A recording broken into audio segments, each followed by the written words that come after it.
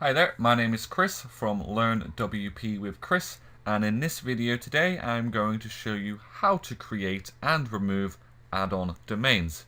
If you don't know what an add-on domain is, an add-on domain allows you to control multiple domains from a single account. An add-on domain links to a new domain name to a directory in your account and then stores its files in that directory. So to do this, we need to scroll down to where it says Domains, and then under that we're going to click on Add-on Domains. So to create an add-on domain, we've got to perform the following steps. So step 1 is enter the new add-on domain name in the new domain name text box. When you enter the domain name, Cpanel automatically populates the subdomain and document root text boxes. Step 2. To create multiple add-on domains with the same username and different extensions, for example, example.com and example.net, manually enter a unique username in the subdomain text box.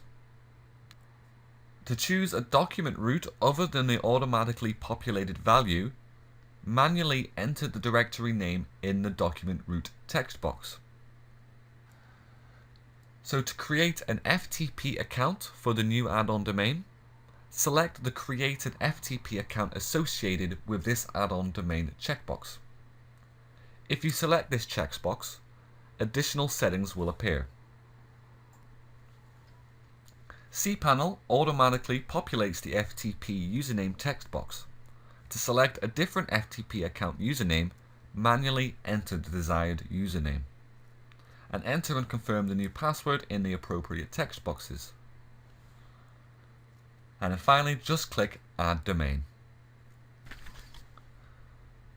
So if you want to remove one of your add-on domains, if you're on this screen, just scroll on down and you'll get a list of active add-on domains.